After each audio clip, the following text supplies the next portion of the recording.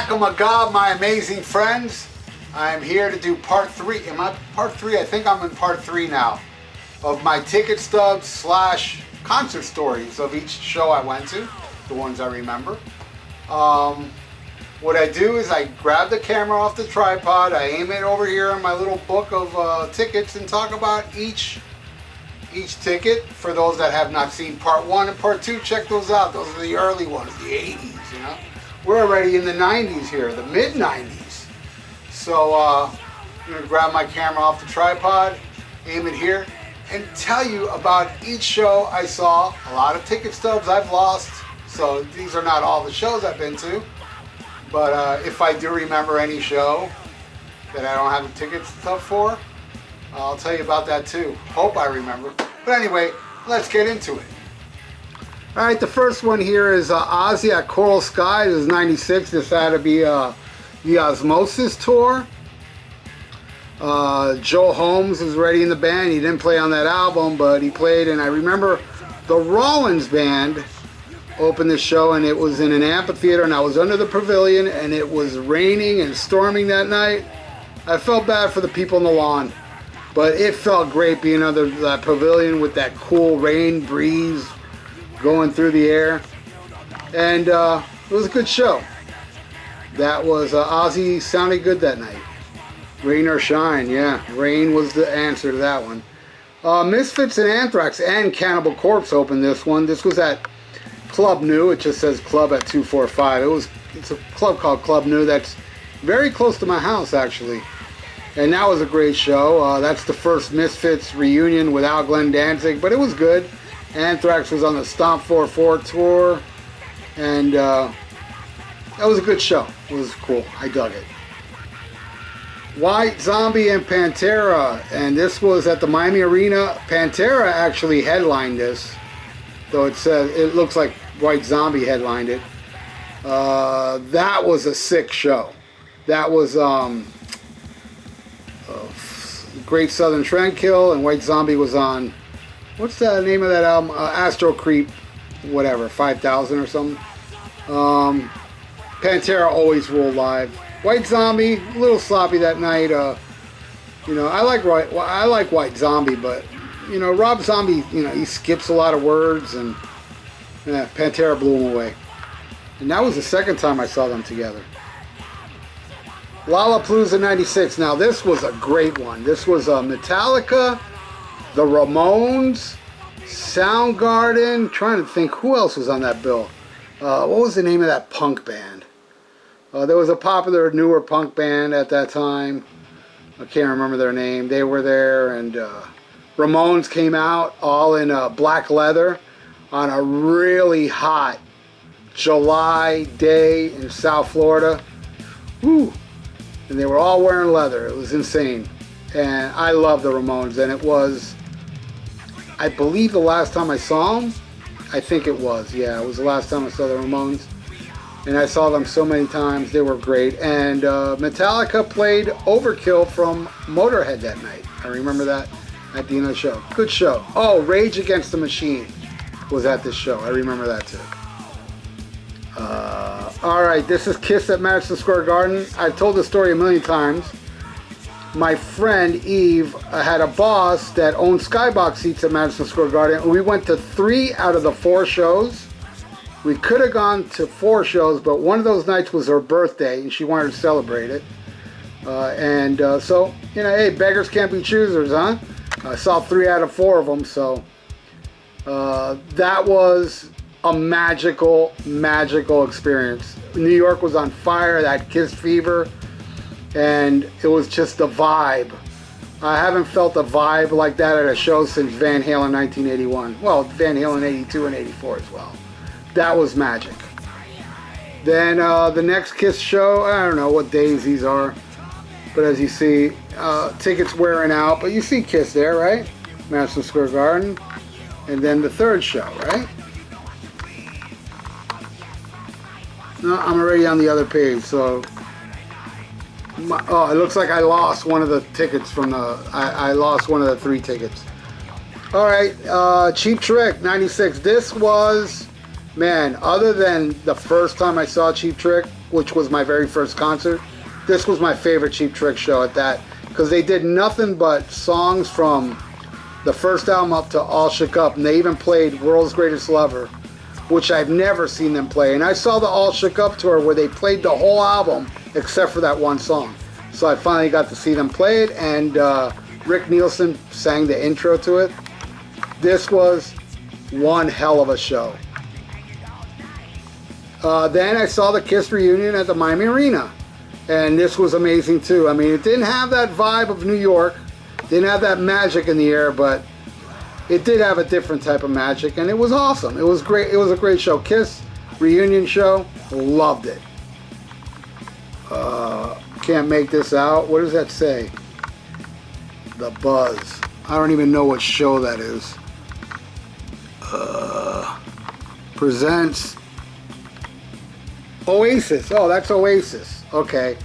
This was, let's see if you can make that out. Can you see Oasis on there? Barely.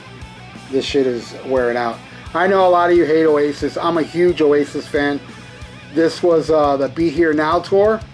I went with my friend Heidi, who I'm still friends with, and it was a great time. I loved it. It was a great show. Next, Rush, 96. What was this? Test for Echoes, I think.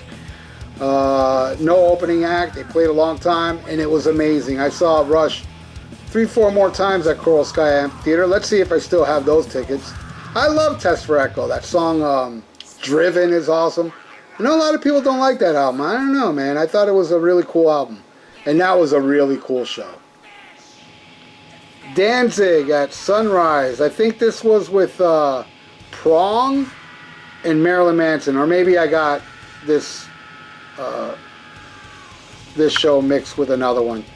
I think I only seen Danzig once headline Sunrise. I saw him open for Black Sabbath on Dehumanizer, but this was the last album I really cared about, Danzig 4. I could be wrong, but I think Chuck Biscuits was already out of the band, which sucked. But it was alright. It was an okay show. Alright, something's covering this one here. This is, don't even ask me why I went to this shit. Bush. Rest in peace, Sammy, man. He was a guy that worked with my brother, who's no longer with us. Depression's a horrible thing.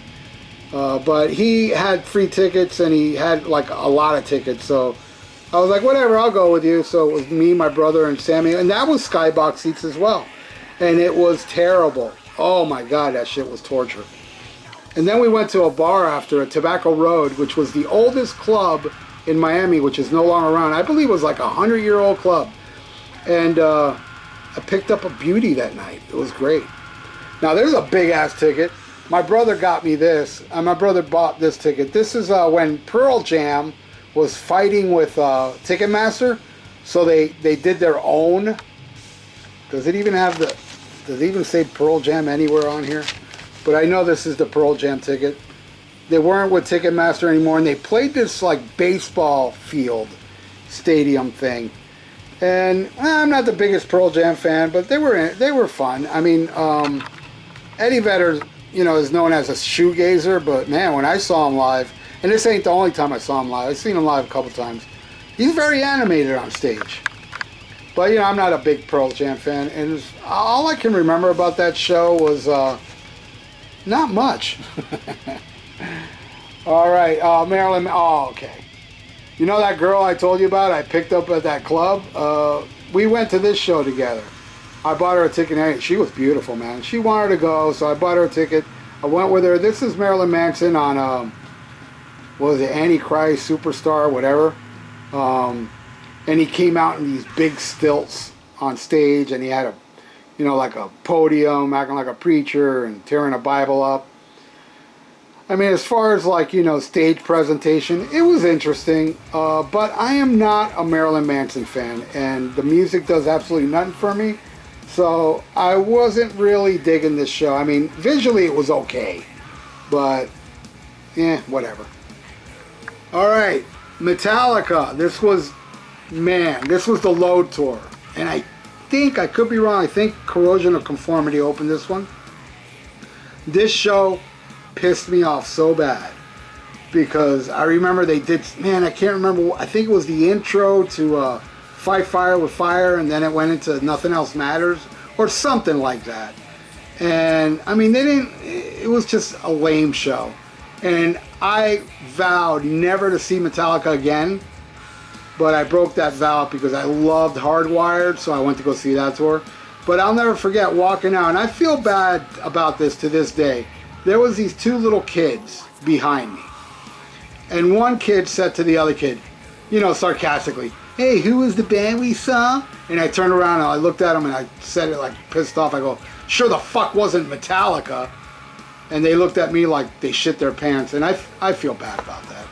I didn't even get to apologize to the little twerps. Feel bad about that. Styx. This is when they first reunited with Dennis DeYoung. I'm a big Styx fan. Well, they first reunited, period, with Tommy Shaw. Dennis DeYoung never left.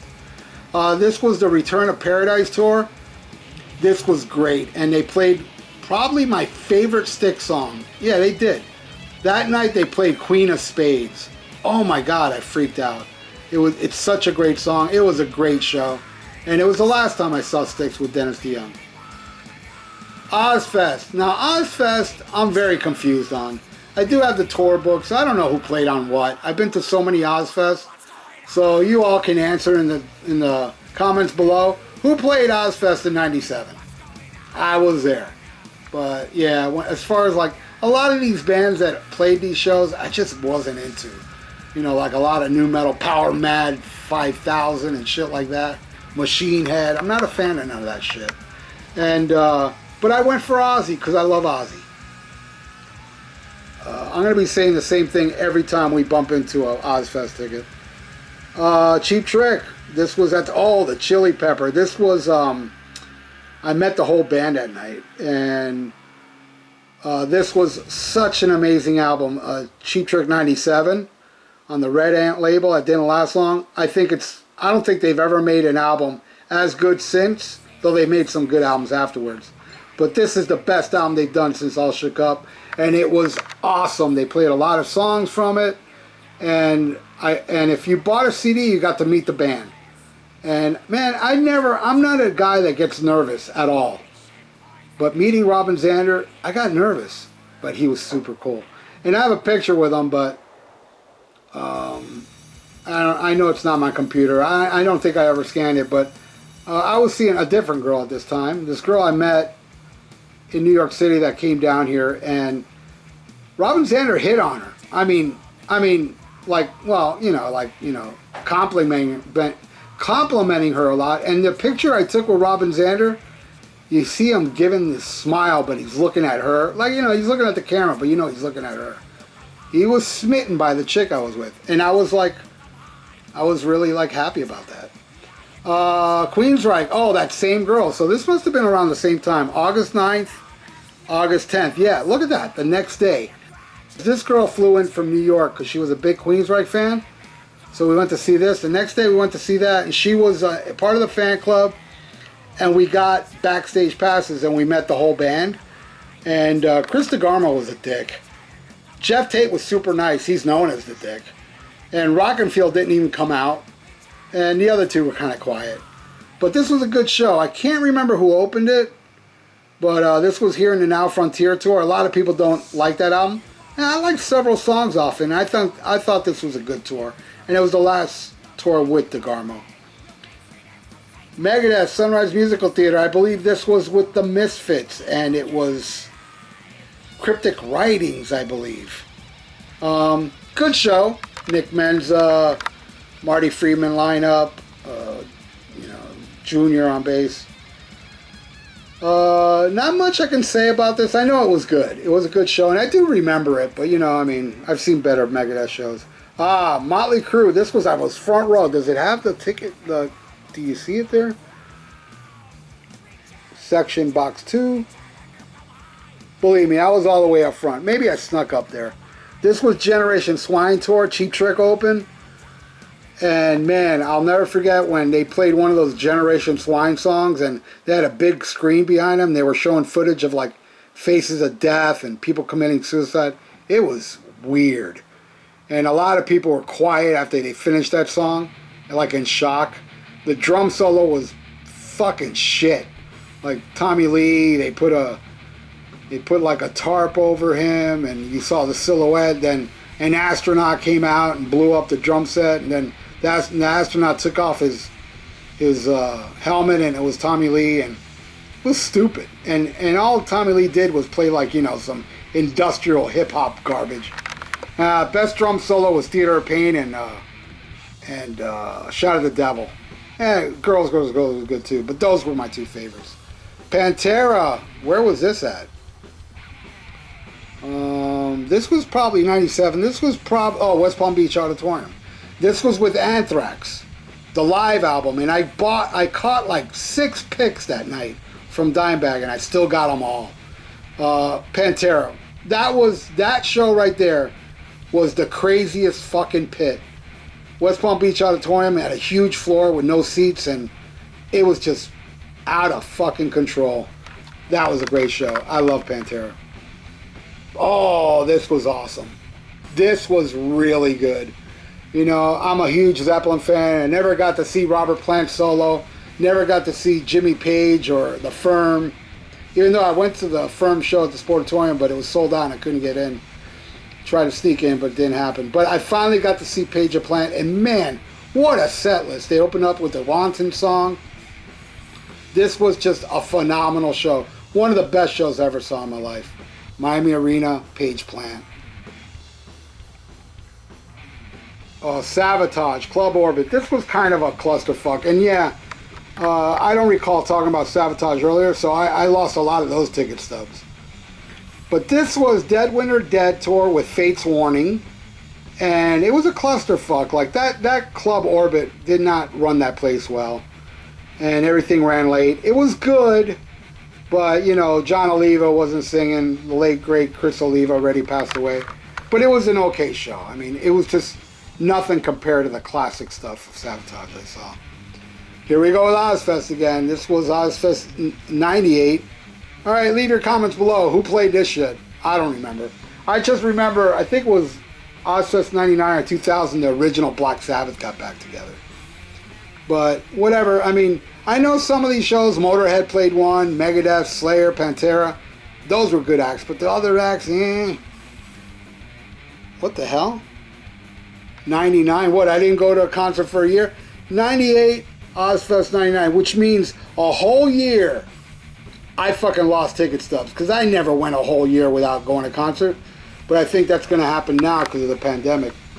This might have been the one with Black Sabbath and Pantera.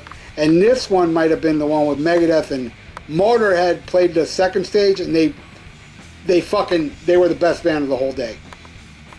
So yeah, I think I'm right when I say that one was with Megadeth and Motorhead, and this one was with Pantera. No, Slayer, Black Sabbath, and I can't remember who else. So there you go with part 3 of my ticket stubs / concert stories. This is very time consuming, and I got so much more to go.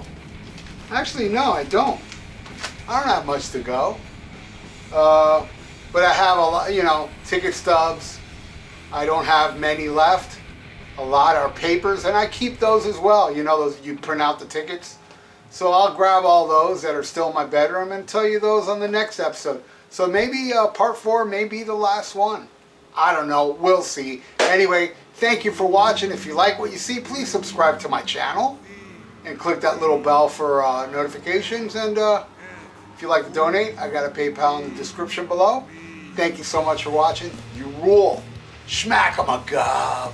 For those that use social media, you can follow me on Instagram and Twitter, and you can join the Almost Human 56 Facebook page. All links are in the description below. A lot of you been asking for it. SHMACKEMAGOB merch. Yes, many types of shirts, long sleeves, short sleeves, hoodies, you name it. Plus other stuff like shower curtains and bedspreads and mugs and socks and clocks, and oh, I can go on. But why should I? The link is below. Just click the link below in the description for all the SHMACKEMAGOB merch. Order yours now. SHMACKEMAGOB.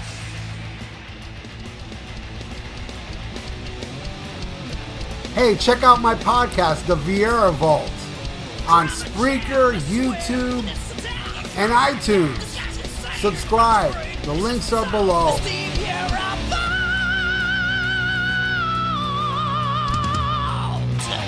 Looking for some new podcasts to listen to? Well, Rat Salad Review Network has plenty of shows to choose from. Like Rat Salad Review, where they discuss the latest rock and metal news, as well as interviews and albums. Album vs. Album, the King Diamond Podcast, with Wayne Noon, Greg Norgal, and sometimes this guy. SHMACKEMAGOB! Ralph Vieira is also on our network with the VIERA Vault. There's also Old Man Metal's Musings, where he discusses heavy metal and beer. Music is Life with Lou Mavs. The Right Opinion for those who love politics. A South Park podcast called Suck My Balls. The Infinite Fringe, a watch-along wrestling show called Beyond Bushido. Ex-Stradivarius guitarist, the Timo Tolkki podcast. And the Great Harry Barnett with I Don't Even Like Podcasts. So check out ratsaladreview.com or search Rat Salad Review on YouTube, Podbeam, iTunes, Spotify, Stitcher, and more.